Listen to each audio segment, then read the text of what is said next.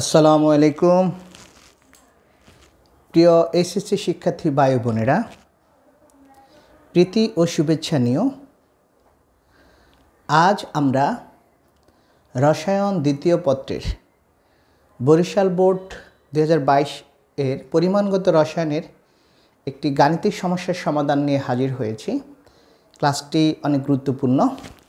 আমরা সবাইকে রিকোয়েস্ট করব ক্লাসটি সবাই যত আমাদের সাথে অ্যাড হয় এবং ক্লাসটি করে জিনিসগুলো শিখে নেয় এবং বন্ধুবান্ধবকে যাতে রিকোয়েস্ট করে ক্লাসটি দেখার জন্য।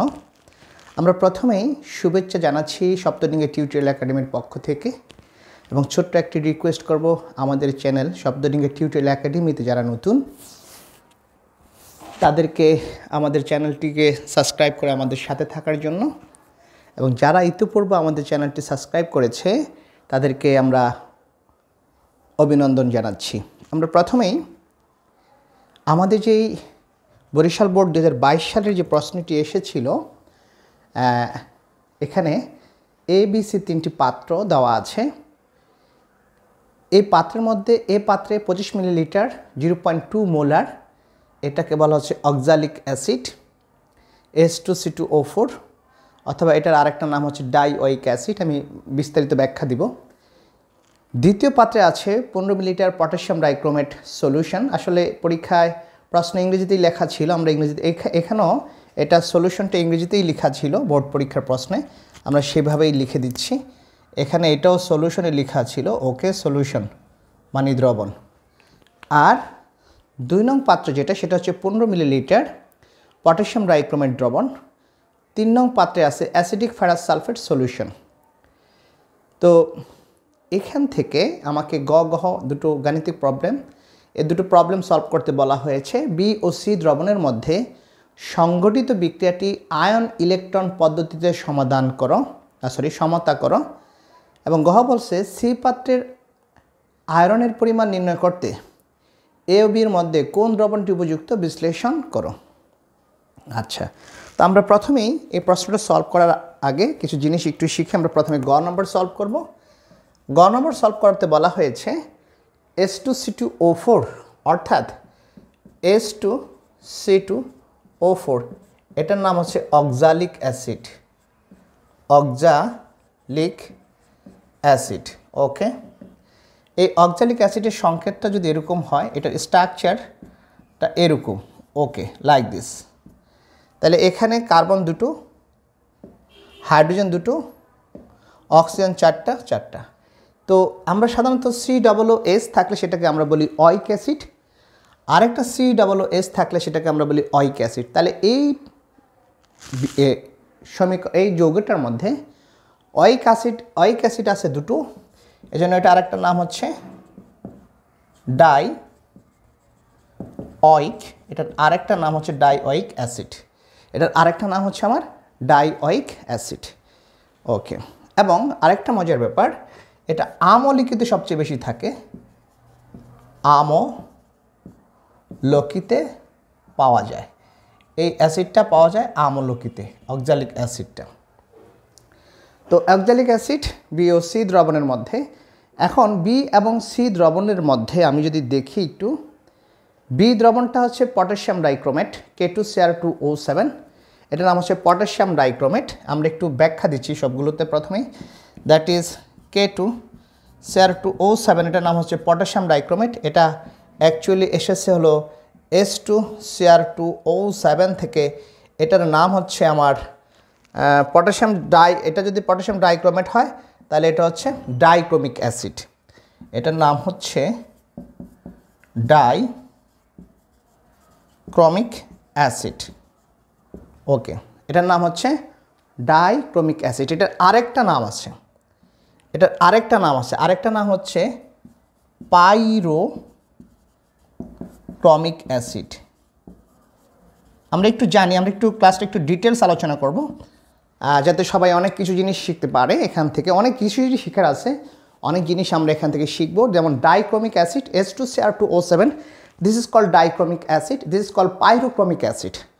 বলে sir how is it possible, why is it called pyrochromic acid, অথবা why is it is called why is it called dichromic acid, আমি এ দুটোর ব্যাখ্যা একটু দিচ্ছি, তারপর আমরা আমাদের সলভে চলে যাচ্ছি।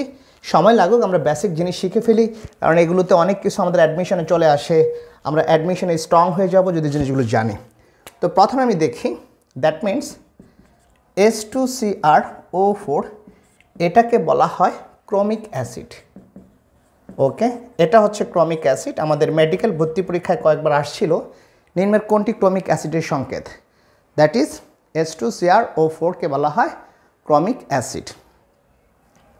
ওকে, এখন এই ক্রোমিক অ্যাসিড থেকে একটা টেকনিক আছে, আমি কি করব, H2CrO4 এর সাথে আবার H2CrO4 আমি যুক্ত করব। তাহলে দুইটা ক্রোমিক অ্যাসিড আমি যুক্ত করলাম, যুক্ত করলে আমি সেখান থেকে পাচ্ছি হচ্ছে H4Cr2O8, H4Cr2O8। এবার দেন সেকেন্ড স্টেপ হচ্ছে H4Cr2O8 থেকে যখন আমি এক অণু পানি বিয়োগ করে দেব, তখন সেখান থেকে আমি পাচ্ছি হাইড্রোজেন 4টা থেকে 2টো গেলে সেটার নাম হচ্ছে হাইড্রোজেন 2টো H2, ক্রোমিয়াম 2টা Cr2, অক্সিজেন 8টার থেকে একটা চলে গেলে থাকলো 7টা। তাহলে এই অ্যাসিডটা উৎপন্ন হলো H2Cr2O7। This is called dichromic acid. কেন এটাকে ডাইক্রোমিক বলা হলো? কারণ আমরা দেখতে পাচ্ছি এখানে এ একটা ক্রোমিক, এ একটা ক্রোমিক, অর্থাৎ এ একটা ক্রোমিক অ্যাসিড, এ একটা ক্রোমিক অ্যাসিড, দুইটা ক্রোমিক অ্যাসিডকে একত্রিত করে এক অণু পানি অপসারণ করে আমরা এই অ্যাসিডটা পেয়েছি। এই জন্য এই অ্যাসিডের মধ্যে দুইটা ক্রোমিক অ্যাসিড আছে বিদায় এটাকে আমরা বলি dichromic acid. Okay, this is called dichromic acid. Okay, then আরেকটা স্ট্রাকচার আছে অক্সি অ্যাসিডের একটা ফর্মুলাতে, আমি এর আগেও একটা ক্লাস দিয়েছিলাম, যেমন পাইরো অ্যাসিডগুলো কীভাবে গঠিত হয়, স্ট্রাকচার কীভাবে গঠন করতে হয়। সেক্ষেত্রে আমরা দেখেছি যে দুই অণু অক্সি অ্যাসিড আমরা যোগ করে এক অণু পানি অপসারণ করে যে অ্যাসিডটা পাবো, সেই অ্যাসিডটার নামের পূর্বে একটা পাইরো শব্দ যোগ হবে, দেন মূল অ্যাসিডটা যোগ হবে। তাহলে এটার নাম কি হলো? যেহেতু আমরা দুইটা অ্যাসিড যোগ করেছি, এক অণু পানি বিয়োগ করেছি, নামের সাথে আসবে একটা পাইরো শব্দ চলে আসবে, পাইরো, আর মূল অ্যাসিডটা ছিল ক্রমিক অ্যাসিড, এজন্যটার নাম হবে পাইরোক্রমিক অ্যাসিড। সুতরাং কেউ যদি বলে H2Cr2O7 এটা শুধুমাত্র ডাইক্রমিক অ্যাসিড, এটা পাইরোক্রমিক অ্যাসিড না, দ্যাট ইজ বল, মানে এটা রং হয়ে যাবে, এটা ভুল হয়ে যাবে। আমাদেরকে জানতে হবে ডাইক্রমিক অ্যাসিডেরই আরেকটা নাম হচ্ছে পাইরোক্রমিক অ্যাসিড, এবং শুধু এইভাবে যে অ্যাসিডগুলো গঠিত হবে তাদের নামের সাথে পাইরোক্রমিক অ্যাসিড উৎপন্ন হয়। আমরা প্রিভিয়াস একটা ক্লাসে দেখিয়েছি পাইরোসালফুরিক অ্যাসিড, পাইরোসালফিউরাস অ্যাসিড, পাইরোনাইট্রিক অ্যাসিড, এরকম অসংখ্য অ্যাসিডের নাম আমরা দেখিয়েছি কীভাবে নামকরণ করতে হয়। তো ক্লিয়ার আশা করি। এবার আমরা আমাদের গ নম্বর প্রশ্নটা একটু সলভ করে দিই। এখানে যেটা বলা আছে যে বি ও সি দ্রবণের মধ্যে সংঘটিত বিক্রিয়াটি আয়ন ইলেকট্রন পদ্ধতিতে সমতা করো। আমরা বেসিক জিনিসগুলো শিখব বি এবং সি। আমরা প্রথমেই দেখি বিতে আছে K2Cr2O7 পটাশিয়াম ডাইক্রোমেট প্লাস আছে ফেরাস সালফেট। আমার প্রথম প্রশ্ন হচ্ছে এই বিক্রিয়াটি সংঘটিত হবে কি না, এই বিক্রিয়াটি সংঘটিত হবে কি না? উত্তর হচ্ছে না। এখানে ফেরাস সালফেটের সামনে একটা শব্দ যোগ করা আছে, দ্যাট ইজ অ্যাসিডিক, অর্থাৎ এখানে যে ফেরাস সালফেটটা আমি নিব এটা যদি অম্লীয় মাধ্যম বা ক্ষারীয় মাধ্যমে আমি না করি তাহলে বিক্রিয়াটা সম্পন্ন করা যাবে না। তাছাড়া তারা বলে দিয়েছে অম্লীয় মাধ্যম, অম্লীয় মাধ্যম যদি আমি এটা নেই তাহলে এটা বিক্রিয়াটা সম্পন্ন হবে। আর এখানে অম্লীয় মাধ্যম বলতে আমরা সাধারণত সালফিউরিক অ্যাসিড ইয়েস H2SO4 যুক্ত করে দিই, তারপরে বিক্রিয়াটাকে আমরা সমতা করে দিই। আচ্ছা দেখি তো কি হয়। আমরা জানি পটাশিয়াম, এখানে পটাশিয়াম ডাইক্রোমেট, পটাশিয়াম থেকে পটাশিয়াম সালফেট হলো, অর্থাৎ এখানে একটা স্ট্রাকচার আছে, আমরা সেটা দেখি। পটাশিয়াম সালফেট, ক্রোমিয়ামটা ক্রোমিয়াম সালফেটে পরিণত হবে Cr2SO4 ফেরাস সালফেটটা ফেরিক সালফেটে পরিণত হবে Fe4SO4 এবং পানি, যত অণু অক্সিজেন আছে তত অণু পানি উৎপন্ন হবে, অর্থাৎ 7 অণু পানি উৎপন্ন হলো। এখন আমি বিক্রিয়াটাকে একটু সমতা করতে চাই। এখানে পটাশিয়াম আছে দুটো, দুটো মিলে গেছে। ক্রোমিয়াম দুটো, দুটো মিলে গেছে। তারপরে হচ্ছে ফেরাস সালফেট এখানে আছে দুইটা, এখানে আছে একটা, আমরা পরে মিলাবো। হাইড্রোজেন আছে এখানে আমি দেখতে পাচ্ছি 7 দুগুণে 14, অর্থাৎ 14টা, আর এখানে যদি আমি 7 দিই তাহলে হলো 7টা, তাহলে 7 দুগুণে 14টা মিলে গেল। সালফেট তাহলে হলো আমার এখানে 7 আর 1 8, 8 যদি হয় তাহলে আমার অক্সিজেনও তো মিলে গেছে, তাহলে এখানে আর কত লাগে সালফেট? এখানে আমার লাগতেছে 3 3 6 আর 1 7 মিলে গেছে। তো এখানে ফেরাস সালফেট হচ্ছে দুটো, এখানে ফেরাস সালফেট হচ্ছে আমার দুইটা, তাহলে এখানে তো কীভাবে মিলবে? এটা ফেরাস সালফেট, সালফেট 3 3 6 আর 1 7, 7টা আর 1 8টা, তাহলে মিললো না। তাহলে আমি কি দিলে এটা মিলে যাবে? এখানে আমি যদি সমতা করি, পটাশিয়াম সালফেট, ক্রোমিয়াম সালফেট, তারপরে হচ্ছে ferrous sulphate, ferric sulphate into 7 অণু পানি। তো আমরা দেখতে পাচ্ছি ওই পাশে আমাদের যদি এখানে আমি 3 দেই, 3 যদি দেই, 3 দিলে কত হয়? 3 দুগুণে 6, ওকে, 3 দুগুণে 6, 3 দুগুণে 6, 6 যদি দেই 6 7 13, 3 3 9 10 13, এই যে মিলে গেছে। এই হচ্ছে আমার টোটাল বিক্রিয়াটাকে আমি কিভাবে সমতা করলাম, সেই বিক্রিয়ার সমতাটা হলো। এখন আমাকে তো সেটা বলেন, আমাকে বলছে বিওসি দ্রবণের মধ্যে সংগঠিত বিক্রিয়াটি আয়ন ইলেকট্রন পদ্ধতিতে সমাধান করো, সমতা করো। অর্থাৎ আমার এই বিক্রিয়াটা কিভাবে হলো, আয়নিক কীভাবে বিনিময় ঘটলো, সেখানে জারণ অর্ধবিক্রিয়া কী, বিজারণ অর্ধবিক্রিয়া কী, কীভাবে বের করতে হয়, সেগুলোর মাধ্যমে কিন্তু এটা সমাধান করতে হবে, সমতা করতে হবে। তো সবার আগে আমাকে জানতে হবে এখানে এই বিক্রিয়ায় কারা কারা আয়ন হিসাবে এখানে উৎপন্ন হয়েছে।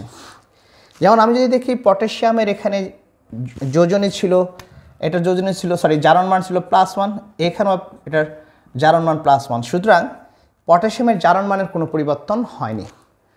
সালফেটের জারণ মান ছিল এখানে 2-, এখানেও 2-, এখানে যত জায়গায় সালফেট আছে সবারই জারণ মান এখানে 2-, করে, সুতরাং এই সালফেটটার জারণ মানের কোনো পরিবর্তন হয়নি। আমরা প্রথমেই জানি রাখি, জারণ বিজারণ বিক্রিয়ায় যে সমস্ত যৌগ আয়নের জারণ মানের কোনো পরিবর্তন হয় না, বা যে সমস্ত মৌলের কোনো জারণ মানের পরিবর্তন হয় না, তাদেরকে আমরা বলি দর্শক আয়ন। এরা হলো দর্শক আয়ন। তাহলে আমরা দর্শক আয়নগুলো এবার বাদ দিয়ে দিই। বাদ দিলে আমরা কি পাই? আমরা একটু যদি দেখি, দর্শক আয়নগুলো আমরা যদি বাদ দিয়ে দিই তাহলে কী পাচ্ছি? এখানে এটা যদি বাদ দেই তাহলে হবে Cr2O7, যেহেতু পটাশিয়াম প্লাস প্রথমে আছে, এটা হবে মাইনাস, আর এই যে পটাশিয়ামের যোজনী হচ্ছে এখানে 1 আছে, যেমন 1, আর Cr2O7 যোজনী হবে 2, অর্থাৎ যেহেতু এটা ঋণাত্মক তাহলে 2- হবে। এখানে হবে এটার ফেরাস সালফেটের যোজনী এখানে 2, অর্থাৎ Fe2+, আর এখানে 7 দুগুণে 14টা S+। কেন? আমি সালফেটকে বিয়োগ করে দিচ্ছি, 14টা S+ আয়ন হলো। দেন এখান থেকে উৎপন্ন হলো, এটা তো আমি ব্যবহার করবো না, পটাশিয়াম সালফেট তো আমার লাগবে না। ক্রোমিয়াম সালফেট, এটার জন্য হলো ক্রোমিক সালফেট, 2 অণু Cr3+। কেন 2 অণু হলো? ক্রোমিয়াম 2টা আর এটার চার্জ হচ্ছে +3, কারণ সালফেটটা পরে আসে, প্রথমে আসে এই জন্য এটা প্লাস হবে, পরে আসছে এই জন্য এটা মাইনাস হবে। এই প্লাসের জারণ মান হচ্ছে এটা, আর আরেকজনের গায়ে যেটা আছে তাহলে 3+, আর সালফেটের জারণ মান হচ্ছে এটা। অনুরূপভাবে এখানে ফেরিক সালফেট, দ্যাট মিন্স এটা হচ্ছে Fe3+। এই হচ্ছে, যদি আমি এটা লিখি, এই হলো আমার মোটামুটি একটা অবস্থা আমি দেখতে পেলাম। আমরা এখানে এই পরিস্থিতিতে এটা পাচ্ছি।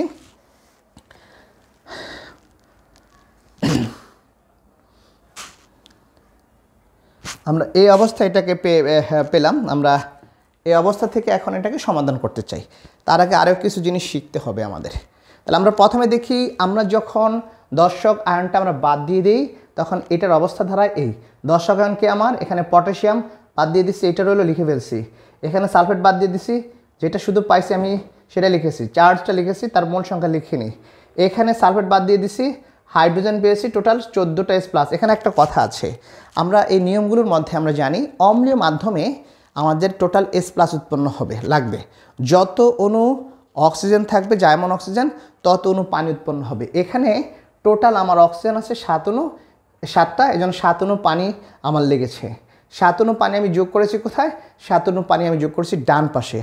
অম্লীয় মাধ্যমে আমি S+কে বাম পাশে যোগ করব, আর ক্ষারীয় মাধ্যম হলে আমি OS- কে আমি বাম পাশে যোগ করবো, আর S+কে ডান পাশে যোগ করে দিব। এটা একটা সূত্র আছে আমাদের। যেহেতু এখানে এস প্লাস কতগুলো টোটাল, তাহলে 7 × 14, 14টা এস প্লাস লিখে দেবো আমি। দেন এখানে পটাশিয়াম সালফেট দুটোই আমার দর্শক আয়ন। এখানে প্রশ্ন আসতে পারে এই যৌগটার মধ্যে দুটোই দর্শক আয়ন কোন যৌগটার মধ্যে আছে? পটাশিয়াম এবং সালফেট দুটোতেই। পটাশিয়াম দর্শক আয়ন, সালফেটের দর্শক আয়ন। ক্রোমিয়াম সালফেটের মধ্যে সালফেটটা হচ্ছে আমার দর্শক আয়ন, কিন্তু ক্রোমিয়ামটা দর্শক আয়ন না, এজন্য লিখেছি। এটা জারণ মান হলো 3+, আর 2 অণু আছে, 2টা লিখেছি। ফেরিক সালফেট এটার যোজনী 3 লিখেছি। প্লাস কেন? সালফেট যেহেতু পরে বসেছে মাইনাস, তাহলে প্রথমটা হবে প্লাস। এই আর আমার পানির এখানে আমরা লিখতে পারি 7 অণু, আর না লিখলেও সমস্যা নেই, আপাতত এই অবস্থায় আমরা রাখতে পারি। কেন এটা লিখবো না? কারণ এটার মধ্যে কোনো আমার দর্শক আয়ন নাই।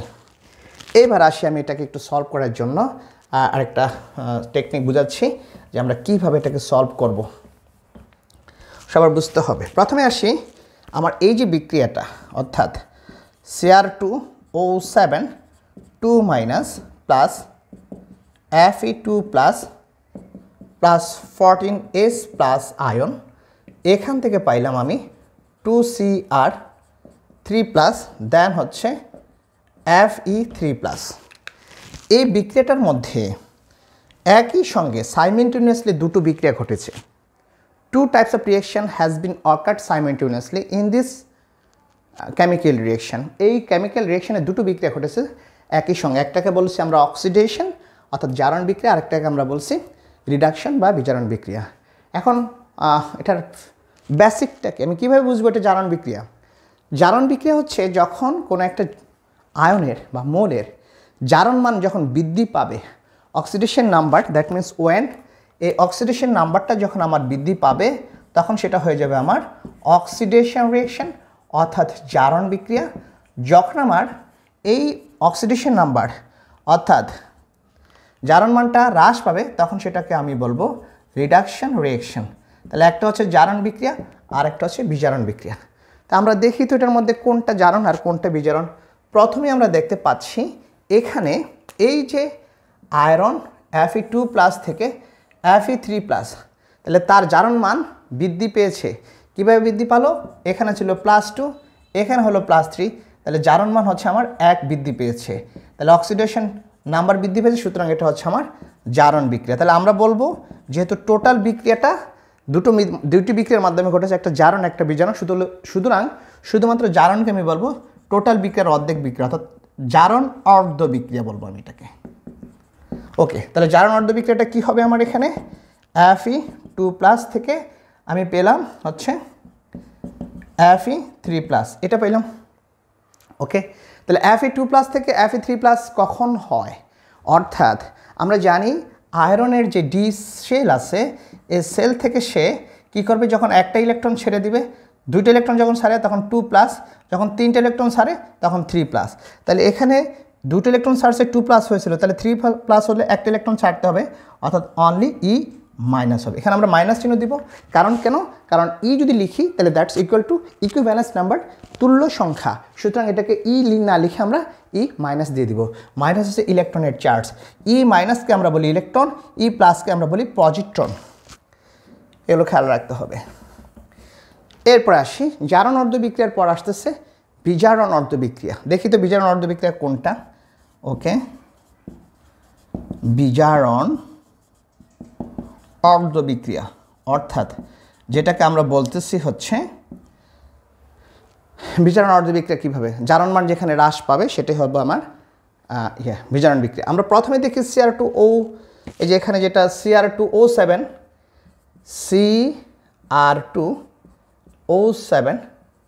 2- এই যৌগটার মধ্যে কার্বনের জারণ মান কত? সরি, ক্রোমিয়ামের জারণ মান কত?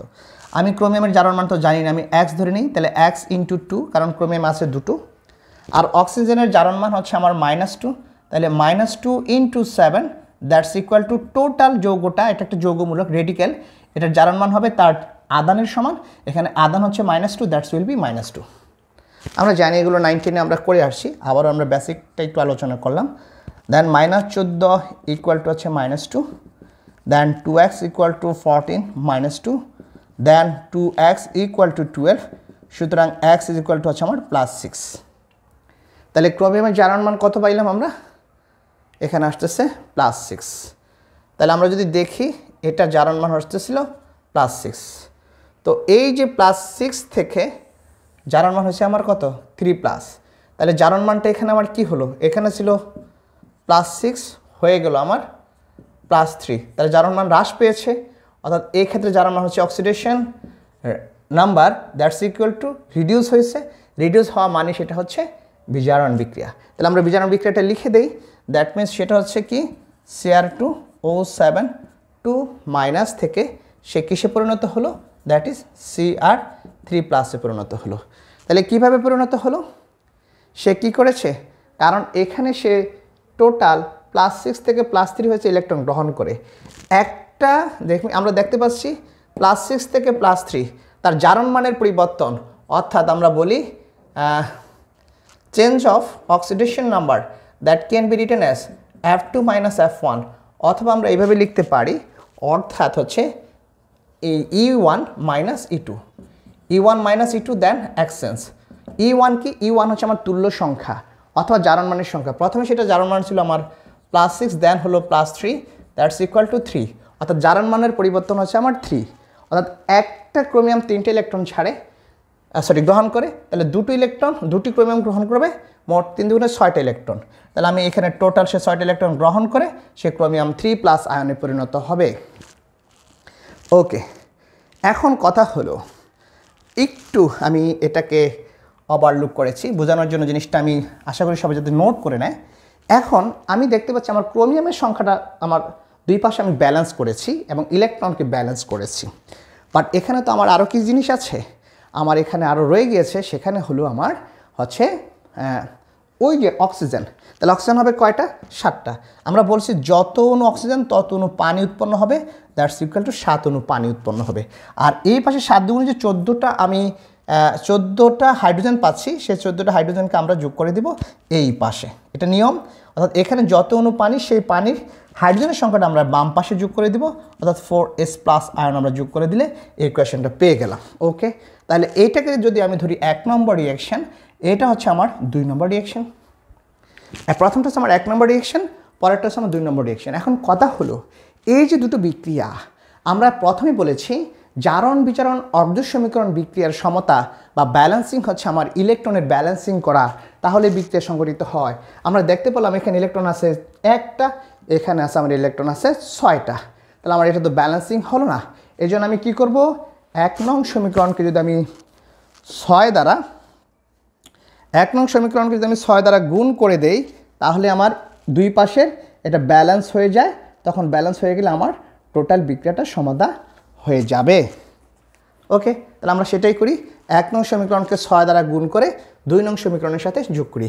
আমরা একটু রিকোয়েস্ট করব সবাই যাতে এগুলো একটু লিখে নেয়।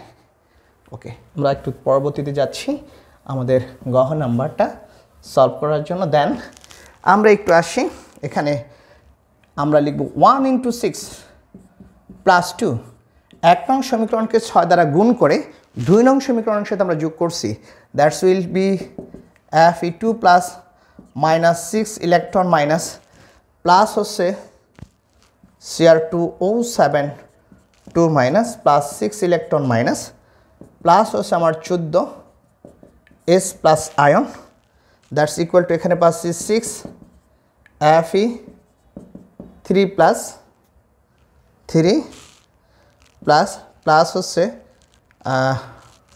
আমার এই পাশে 2Cr3+ দেন হচ্ছে আমার 7 অণু পানি। তো এই 6 ইলেকট্রন প্লাস 6 ইলেকট্রন প্লাস কাটা যায়, তাহলে আমার যেটা থাকে সেটা হচ্ছে আমার এখানে আমরা দেখতে পাচ্ছি 6 অণু Fe2+ আয়নের সাথে Cr2O7 2 মাইনাস 14 অণু S+, দেন 6 অণু Fe3+, দেন 2 অণু Cr3+, 7 অণু পানি আমার উৎপন্ন হয়েছে। আমার ফাইনাল বিক্রিয়াটা একটু সুন্দর করে লিখে দেই, তাহলে আমাদের এটা সলভ হয়ে যাবে। একটু দেখি কি করতে হবে এটা। দেন এটা হচ্ছে আমাদের 6 Fe2+ plus Cr2O7 2 minus plus 14s+, then equal to হচ্ছে 6 Fe3+ plus 2 Cr3+, then 7s2O. This is the final balanced chemical reaction. এটাই হচ্ছে আমার আয়ন ইলেকট্রন পদ্ধতিতে সমতা বিধান করা, যেহেতু আয়ন এবং ইলেকট্রন, এখানে ইলেকট্রন এবং আয়ন আমরা সমতা করে এই বিক্রিয়াটা সমতা করেছি। এটা আমার ফাইনাল অ্যান্সার, অর্থাৎ আমার গ নাম্বার সলভ হয়ে গেল। ওকে, আমি আশা করি সবাই বুঝতে পেরেছে। যদি কারো কোনো প্রবলেম থাকে আমাদের কমেন্টস বক্সে আমাদেরকে কমেন্টস করলে আমরা সেটার উত্তর দিয়ে দিব। আমরা এবার আসি গ নাম্বার অ্যান্সারটা কি বলেছে একটু দেখি। গ নাম্বারে কি বলেছে? গ নাম্বার বলেছে সি পাত্রের আয়রনের পরিমাণ নির্ণয় করতে এ ও বির মধ্যে কোন দ্রবণটি উপযুক্ত। এবার কোন দ্রবণটি উপযুক্ত হবে সেটা আমাকে এখন এখান থেকে বের করে নিয়ে আসতে হবে, তো আমরা প্রথমে দেখি সি পাত্রের দ্রবণের মধ্যে, সি পাত্রের দ্রবণে ফেরাস সালফেট আছে, এখান থেকে আয়রনের পরিমাণটা চেয়েছে তারা, ফেরাস সালফেট থেকে আয়রনের পরিমাণ বের করব। বাট মজার ব্যাপার হচ্ছে আমার সি পাত্রের যে দ্রবণটা, এই দ্রবণের ফেরাস সালফেটে আয়রনের পরিমাণ নির্ণয় করতে গেলে আমার একটা প্রমাণ দ্রবণ লাগবে। এখানে প্রমাণ দ্রবণ মানে কাকে বলে? যে দ্রবণের ঘনমাত্রা পূর্ব থেকে আমরা জানি সেটা হচ্ছে আমাদের প্রমাণ দ্রবণ। যদি পরীক্ষায় আসে এ বি এবং সি এর মধ্যে কোনটি প্রমাণ দ্রবণ, প্রমাণ দ্রবণ হচ্ছে আমার এ, কারণ এ এর ঘনমাত্রা শুধুমাত্র উল্লেখ করা আছে 0.2 মোলার কনসেন্ট্রেশন, অর্থাৎ মোলার ঘনমাত্রা এটাই বলা আছে, বাকিগুলোর কোনোটার কথা বলা নেই। সুতরাং 0.2 এম যেহেতু বলা আছে, সুতরাং এ দ্রবণটা হচ্ছে আমার প্রমাণ দ্রবণ, বাকি দুটো প্রমাণ দ্রবণ না। আরও জানতে হবে এই তিনটির মধ্যে অক্সালিক অ্যাসিড হচ্ছে একটি বিজারক আর ফেরাস সালফেট হচ্ছে একটি বিজারক। তাহলে বিজারকের সাথে বিজারকের বিক্রিয়া করলে তো আমি এটা করতে পারবো না, আমাকে করতে হবে বিজারকের সাথে জারকের। আর এই ফেরাস সালফেটের যদি বিজারক হয়, পটাশিয়াম ডাইক্রোমেট হচ্ছে একটা জারক, তাহলে বি এর সাথে সি এর বিক্রিয়া করাতে হবে। বলছে এ ও বি এর মধ্যে কোন দ্রবণটি উপযুক্ত? এ এবং বি এর মধ্যে বিটা হচ্ছে উপযুক্ত, সিটা আমার এটা উপযুক্ত না, বাট বিটা আবার প্রমাণ দ্রবণ না, অর্থাৎ বি এর প্রমাণ দ্রবণ না। কেন? কারণ বি এর ঘনমাত্রা আমি জানি না। তাহলে বি এর প্রমাণ দ্রবণ, বি প্রমাণ দ্রবণ না হওয়ার কারণে আমাকে প্রথমে এটা প্রমাণ দ্রবণ করতে গেলে আমাকে এ এর সাথে বিক্রিয়া করাইতে হবে, যেহেতু এটা হচ্ছে প্রমাণ দ্রবণ। এ এর সাথে বিক্রিয়া করে বি এর প্রমাণ দ্রবণ অর্থাৎ ঘনমাত্রা বের করব, দেন এটার সাথে আমরা আবার জারণ বিজারণ বিক্রিয়া ঘটাবো, দেন সেখান থেকে ফেরাস সালফেটের পরিমাণ বের করব। তাহলে প্রথম প্রশ্নটা হচ্ছে সি পাত্রের আয়রনের পরিমাণ নির্ণয় করতে এ বির মধ্যে কোন দ্রবণটি উপযুক্ত। শুধু উত্তর লিখলেই হবে না যে বি দ্রবণটি উপযুক্ত, এটার মানে এই না, এরা বিশ্লেষণ করতে বলছে যে কেন দ্রবণ, কেন প্রয়োজন, সব কিছু লিখতে হবে। তাহলে আমরা প্রথমে লিখি যে এখানে যেমন অক্সালিক অ্যাসিড H2C2O4 এটা হচ্ছে একটা বিজারক, আবার ফেরাস সালফেট অর্থাৎ FeSO4 এটা নিজে একটা বিজারক, তাহলে দুইটাই বিজারক। তাহলে আমি যদি ফেরাস সালফেটের পরিমাণ নির্ণয় করি, তাহলে আমার ফেরাস সালফেটের সাথে K2Cr2O7 এটা হচ্ছে একটা জারক, সুতরাং আমার এখানে এইটা লাগবে, অর্থাৎ বি দ্রবণ আমার প্রয়োজন। এবার আমি ব্যাখ্যা দিব কেন। তো আমরা প্রথমে আসি, আমার যেহেতু বি দ্রবণটা প্রমাণ দ্রবণ না, আমি প্রমাণ দ্রবণ তৈরি করার জন্য আমি কি করব, এর সাথে আগে বিক্রিয়া ঘটাবো, অর্থাৎ এ প্লাস বি ঘটাবো, এ প্লাস বি আমাকে ঘটাইতে হবে। ঘটাইলে তাদের মধ্যে বিক্রিয়া হবে, কি বিক্রিয়া হবে? That is H2C2O4 plus potassium dichromate K2Cr2O7, একই কথা, এটা হচ্ছে আমার অম্লীয় মাধ্যমে বিক্রিয়া ঘটাবে, অর্থাৎ হাইড্রোজেন সালফিক অ্যাসিডের সাথে বিক্রিয়া ঘটবে। কারণ যেহেতু জারণ বিজারণ বিক্রিয়াগুলো সাধারণত আমরা অ্যাসিডের উপস্থিতি করে থাকি, কারো সালফিক অ্যাসিড, কারণ এটা জারণ ধর্ম থাকে, তো এই কারণে। তো আমরা জানি যেহেতু এটা সালফিক অ্যাসিড দিয়েছি, এটা অম্লীয় মাধ্যম হয়ে গেছে, আর অম্লীয় মাধ্যমে অক্সালিক অ্যাসিড কার্বন ডাইঅক্সাইডে পরিণত হয়। তাহলে আমরা প্রথমে লিখে দিতে পারি একটা কার্বন ডাইঅক্সাইড উৎপন্ন হবে, দেন এখান থেকে উৎপন্ন হবে হচ্ছে পটাশিয়াম সালফেট উৎপন্ন হবে chromium sulphate Cr2SO4 3, potassium sulphate, chromium sulphate, carbon dioxide, আর উৎপন্ন হবে পানি হবে যতটা অক্সিজেন তত অণু পানি, অর্থাৎ H2O। এখানে আছে 7 দুগুণে 14টা হবে। 14টা যদি হয়, আমরা দেখি তো আমার সালফেট কয়টা আছে। এখানে পটাশিয়াম দুটো মিলে গেছে, ক্রোমিয়াম দুটো মিলে গেছে।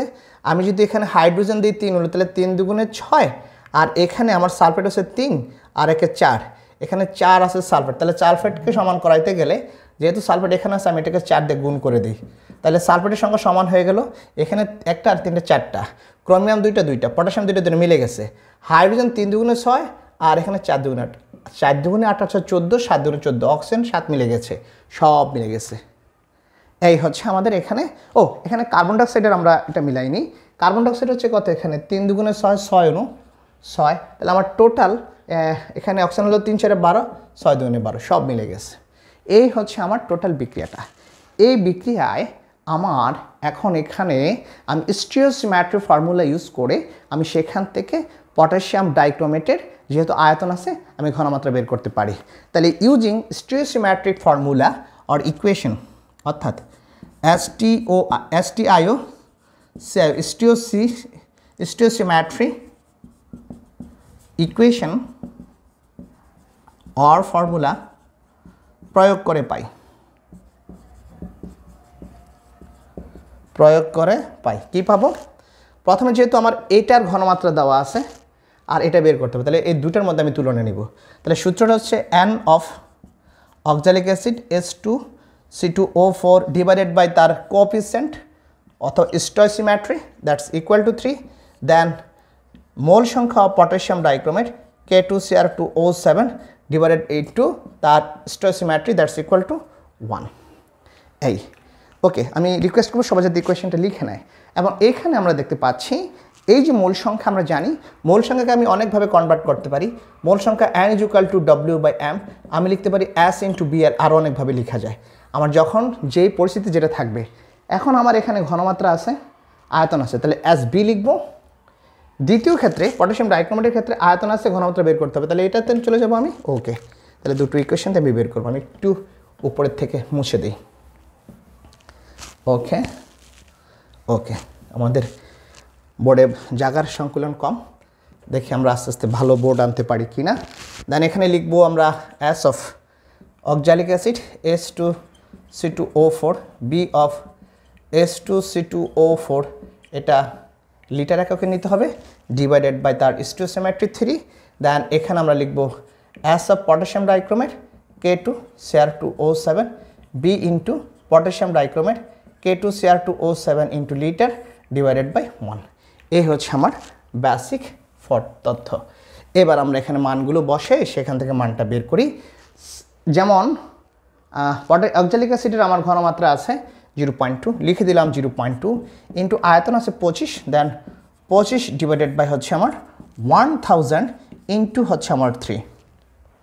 দেন এটাকে লিখতে পারি S কত, এটা বের করব, S of K2Cr2O7 into V আছে 15, 15কে আমরা লিটারে যদি নেই 1000 দিয়ে ভাগ করে দিব ইন্টু 1, তাহলে এটা ক্যান্সেল আউট। দেয়ারফর আমরা লিখতে পারি S অফ K2Cr2O7 সেটা হবে আমার হচ্ছে 0.2 ইন্টু 25, দেন 3 15 45 সমান কত হয়, আমরা যদি কোনো ভুল না করে থাকি 0.2।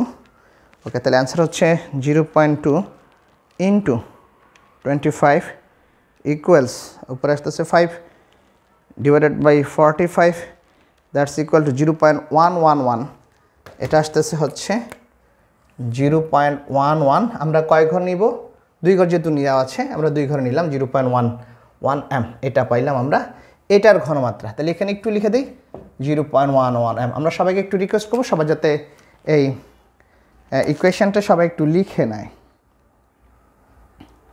আমরা সবাইকে রিকোয়েস্ট করবো আমরা যে সবাই যাতে ইকুয়েশনটা একটু লিখে নেয়। ওকে, তাহলে আমরা এবার যেহেতু আমার বি দ্রবণ লাগবে, বি দ্রবণের আমার আয়তন জানি, আমি ঘনমাত্রা জানি, এবার আমি এই বি দ্রবণ দিয়ে সি দ্রবণকে আমি নিউট্রালাইজড করব। দেন আমরা এখানে অর্থাৎ টাইট্রেট করব, টাইট্রেশন করার পর আমরা এটা পেয়ে যাব।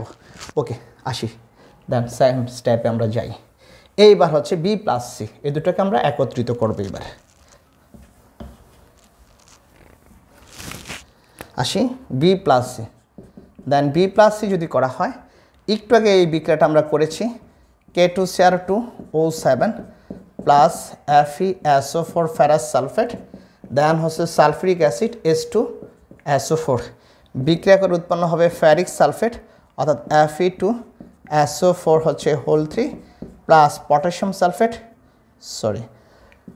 K2SO4 plus chromium sulphate Cr2SO4 whole 3 then হচ্ছে পানি হচ্ছে আমার 7 অণু, দ্যাট ইজ 7H2O। তো পটাশিয়াম হচ্ছে এখানে দুটো, আমি এখানে যদি 6 দিই, একটু আগে করলাম আমরা, এখানে যদি 3 দিই তাহলে 3 দুগুণে 6, আর এখানে আসতেছে আমার 3 3 9 10 3 13 13 হলো 6, এখানে 7, আশা করি মিলে গিয়েছে। 14টা অক্সিজেন, হাইড্রোজেন 7 দুগুণে 14টা, সালফেট হচ্ছে 7টা 6টা 13টা, 3 4 4 আর 9 13, আয়রন হচ্ছে 6টা, পটাশিয়াম দুটো, ক্রোমিয়াম দুটো। কথা হচ্ছে স্যার এটা কি আমার ইকুয়েশন কি মিলাইতে হবে? হ্যাঁ, ইকুয়েশন না মিলালে আমি যখন স্টোচিওমেট্রিক ফর্মুলাটা ইউজ করব তখন আমার রেজাল্ট আসবে না, সুতরাং এটা অবশ্যই সমতা করে আমাকে নিতে হবে। এবার আমি স্টোচিওমেট্রিক ইকুয়েশন ইউজ করি, STI স্টোচিওমেট্রি ইকুয়েশন প্রয়োগ করে পাই। স্টোচিওমেট্রি ইকুয়েশন প্রয়োগ করে আমি কি পাবো? ওকে, যেহেতু আমার এখন এটা প্রমাণ দ্রবণ আর এটা সম্পর্কে তথ্য চাইছে, তাহলে এই দুটোর মধ্যে আনবো। তাহলে N of K2Cr2O7, এটার মোল সংখ্যা divided by the stoichiometry that's equal to 1, এটার মোল সংখ্যা অর্থাৎ N of ferrous sulfate divided by the stoichiometry that is 6। Then আমরা এবার লিখি S of K2Cr2O7 B of K2Cr2O7 then L লিখে ফেললাম। আর এখানে এটা লিখব, এখানেও একই রকম, আমার এটা চেয়েছে কি ফেরাস সালফেট, আমার ঘনমাত্রার কি দরকার আছে? আমার কাছে জানতে চেয়েছে সেই পাত্রের আয়রনের পরিমাণ। তাহলে আয়রনের পরিমাণ যদি জানতে চায় তাহলে তো আমি এটা S কেন, আমার তো এখানে কিছুই নেই, তাহলে W/M দিয়ে বের করবো আমি এটা। ওকে, তাহলে অর্থাৎ W of ferrous sulfate divided by 6m into ferrous sulfate, এই হবে H। ওকে, এবার আমরা একটু তুলে নেই, দেন আমরা নেক্সট স্টেপে যাই। আমরা পরবর্তী স্টেপে যদি যাই, আসি কি আসে।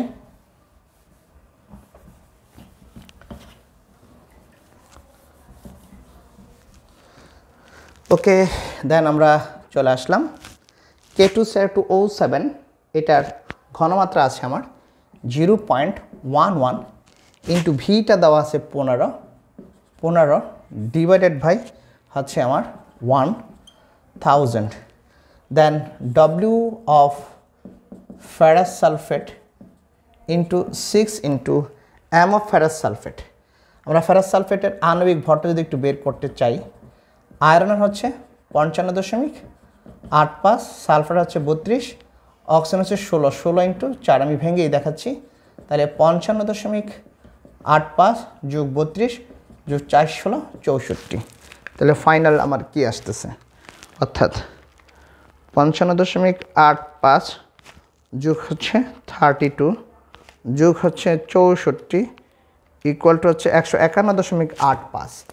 ওকে, এটা হচ্ছে 151.85, তাহলে আমরা পাইলাম 151.85, এটা আমরা লিখে দিব এখানে। দেন এখানে পাবো W of ferrous sulfate, সেটা হচ্ছে একটু যদি লিখি 0.11 ইন্টু 15 ইন্টু 6 ইন্টু 151.85 ভাগ হচ্ছে আমার 1000, সব ঠিক লিখলাম কিনা, 0.11 ইন্টু 15 ইন্টু 6 ইন্টু 151.85 ভাগ হচ্ছে 1000। ওকে, আশা করি সব ঠিক আছে। এখান থেকে দেখি আমরা ক্যালকুলেশন করলে কত পাই, 151.85 ইন্টু 6 ইন্টু হচ্ছে 15 ইন্টু 0.11 ইকুয়ালস ভাগ হচ্ছে আমার 1000, দ্যাটস ইকুয়াল টু হচ্ছে 1.503, অর্থাৎ 1.503 গ্রাম। আমরা 3 ঘর নিলাম, তাহলে আমরা একটু লিখে দিই। এই ফেরাস সালফেটটা পাইলাম, ফেরাস সালফেটের ভর পাইলাম 1.503 গ্রাম, অর্থাৎ আমার এই যে সি পাত্রে টোটাল ফেরাস সালফেট আছে 1.503 গ্রাম। আচ্ছা, এবার আমাকে বলছে যে এই ফেরাস সালফেটের মধ্যে আয়রন কত। তাহলে আমরা এই পাঁচটা যদি একটু দেখি, 151.85 টোটাল ফেরাস সালফেটের মধ্যে আয়রন পাওয়া যায় 55.85, একে কত আর এততে কত, এটাই আমার অ্যান্সার।